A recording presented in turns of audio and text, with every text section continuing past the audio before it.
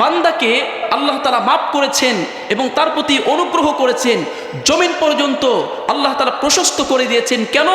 এই বান্দা খাস দিলে তওবা করেছে যে আল্লাহ, আমি যেই পাপ করেছি, এই পাপ যদি তুমি আল্লাহ তাআলা ক্ষমা না করো, তাহলে ক্ষমা করার দ্বিতীয় কোনো মানুষ, দ্বিতীয় কোনো ব্যক্তি, দ্বিতীয় কোনো সত্তা এই পৃথিবীর বুকে নাই। হে আল্লাহ তাআলা, তুমি যদি ক্ষমা না করো, তাহলে কাল কিয়ামতের ময়দানে অবশ্যই লক্ষ লক্ষ উম্মতের মাঝে আমাকে উঠাবে আর আমাকে 100টি খুনকারী হিসাবে দাঁড় করাবে। আল্লাহ, ওই সময় আমার কি বিচার হবে?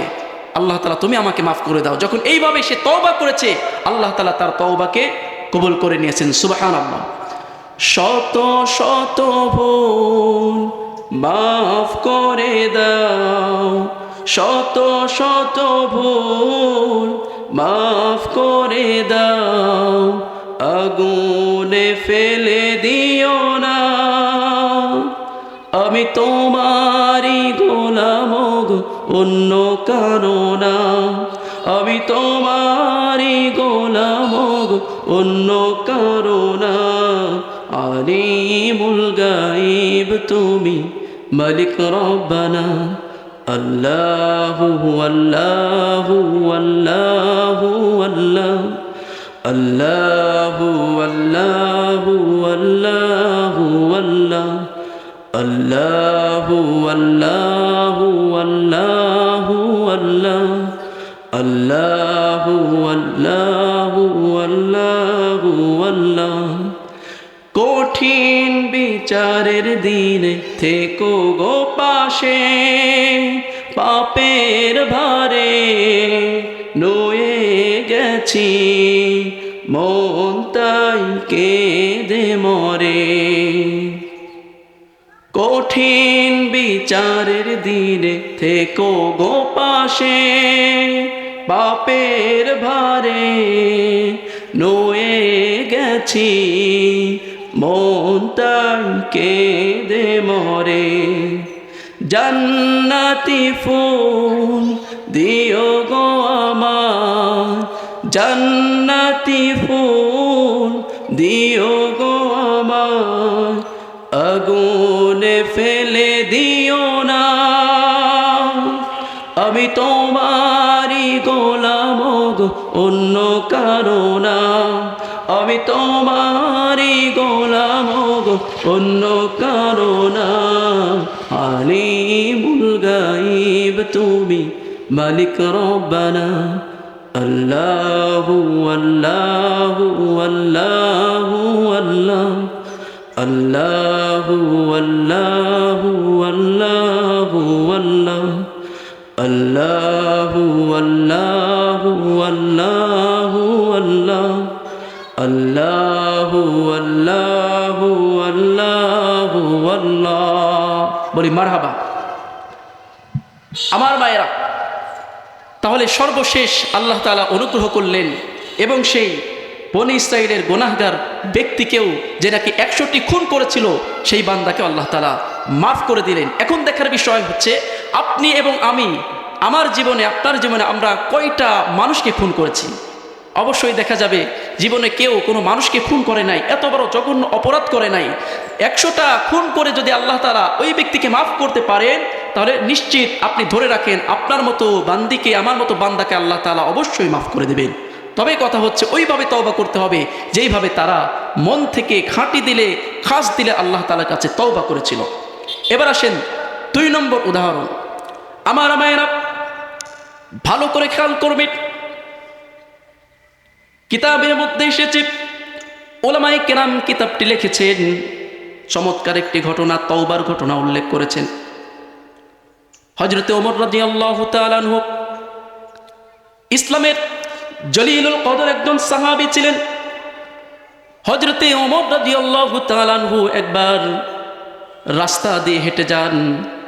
রাস্তা দিয়ে যখন হেঁটে যান, ওই সময় তিনি দেখতে পান রাস্তার পাশে এক যুবক অঝর নয়নে কান্নাকাটি করছে। হযরত ওমর রাদিয়াল্লাহু তাআলা আনহু বললেন, হে যুবক, কেন তুমি এইভাবে কান্নাকাটি করো? এবার সেই যুবক বলল, হে হযরত ওমর রাদিয়াল্লাহু তাআলা আনহু, আমি যেই অপরাধ করেছি, আল্লাহ তাআলা বোধহয় আমাকে মাফ করবেন না। বড় জঘন্য অপরাধ আমি করে ফেলেছি, আল্লাহ তাআলা আমাকে মাফ করবেন না, এবং যেটা প্রকাশও করতে পারছি না। আবার হযরত ওমর রাদিয়াল্লাহু তাআলা আনহু বা ইসরাত আবার জিজ্ঞাসা করলেন, হে আল্লাহর বান্দা, এমন কি অপরাধ করেছো, আমাকে বলা যাবে নাকি? তখন সেই যুবক বলল, না না, তোমার কাছে আমি এই ঘটনা বলতে পারবো না। এভাবে সে কান্নাকাটি শুরু করতেছিল, কাঁদতেছিল, কানতে কানতে অস্থির হয়ে যাচ্ছিল। তার এই দুর্বলতা এবং অসহায়ত্ব দেখে হযরত ওমর রাদিয়াল্লাহু তাআলা আনহু শেষ পর্যন্ত তিনি কেঁদে ফেললেন। অথচ হযরত ওমর রাদিয়াল্লাহু তাআলা আনহু এর ব্যাপারে বলা হয়, ওয়া আশাদতুহুম ফি আমরিল্লাহি উমর, দিনের ক্ষেত্রে সব থেকে কঠোর ছিলেন হযরত ওমর রাদিয়াল্লাহু তাআলা আনহু, আর সব থেকে নরম ছিলেন আরহামু উম্মতি বি উম্মতি আবু বকর, আর সব থেকে দিনের ক্ষেত্রে নরম ছিলেন হযরত আবু বকর রাদিয়াল্লাহু তাআলা আনহু। তো এইরকম কঠোর দিলের মানুষও যুবকের কান্নায় তিনি ভেঙে পড়লেন। কেমন কঠোর ছিলেন হযরত ওমর রাদিয়াল্লাহু তাআলা আনহু? যখন বদর যুদ্ধ হয়, বদর যুদ্ধে যখন কাফেরেরা বন্দী হয়ে যায়, সেই বন্দীদের সাথে সাহাবায়ে কেরাম, রাসূল আকরাম সাল্লাল্লাহু আলাইহি ওয়াসাল্লাম সকলেই সুন্দর আচরণ করেছিলেন। যেই আচরণে এক পর্যায়ে অনেকেই ইসলাম ধর্ম গ্রহণ করেছিল, আর তারা বলেছিল, হায়রে, ইসলামটা কত সুন্দর, কত মাধুর্যপূর্ণ, সারা জীবন তাদের সাথে জুলুম আর নির্যাতন করলাম, কিন্তু পরিশেষে তারাই আমাদের প্রতি অনুগ্রহ করেছে।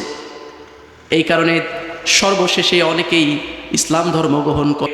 আমার মায়েরা দেখেন, হযরত ওমর রাদিয়াল্লাহু তাআলা আনহুর বিষয়টা হুজুর আকরাম সাল্লাল্লাহু আলাইহি ওয়াসাল্লাম বললেন, ও আমার সাহাবীরা, ভালো করে লক্ষ্য করেন।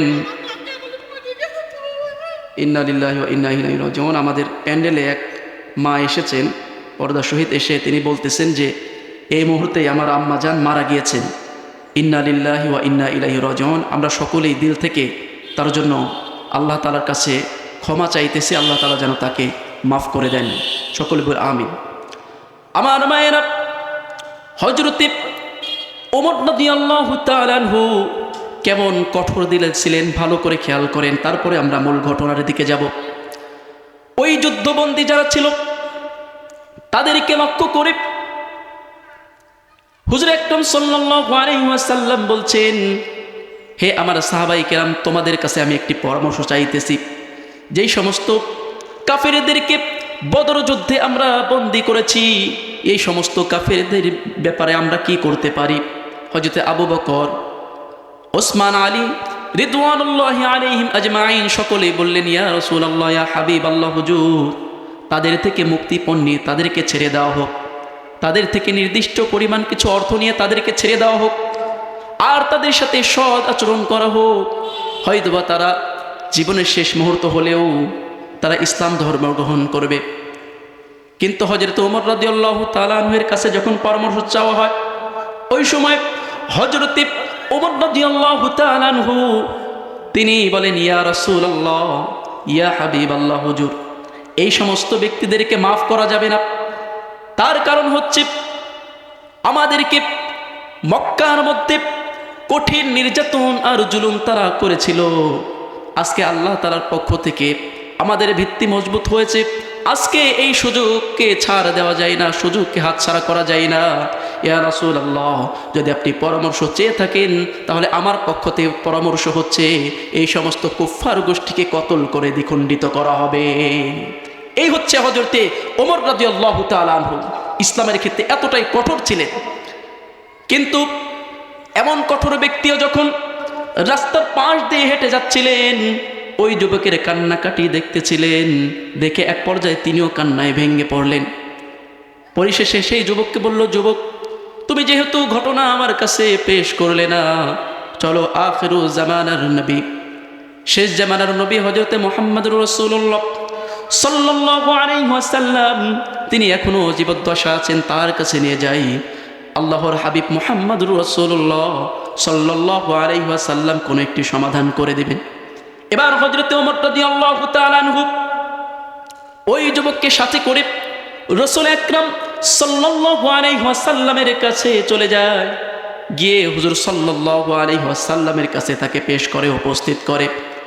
এবার রাসূল আকরাম সাল্লাল্লাহু আলাইহি ওয়াসাল্লাম তার কান্না দেখে অস্থির হয়ে গেলেন। বললেন, হে আমার উম্মা, হে আল্লাহর বান্দা, তোমার কি হয়েছে? কেন এমন অঝর নয়নে কান্নাকাটি করছো? এবার সেই গুনাহগার যুবক বলছে, ইয়া রাসূলুল্লাহ, ইয়া হাবিবাল্লাহ, হুজুর, আমি এমন বড় পাপ করেছি যেই পাপ আপনার সম্মুখে আমি প্রকাশ করতে পারবো না। ইয়া রাসূলুল্লাহ, দয়া করে আপনি আমাকে চাপ দিবেন না।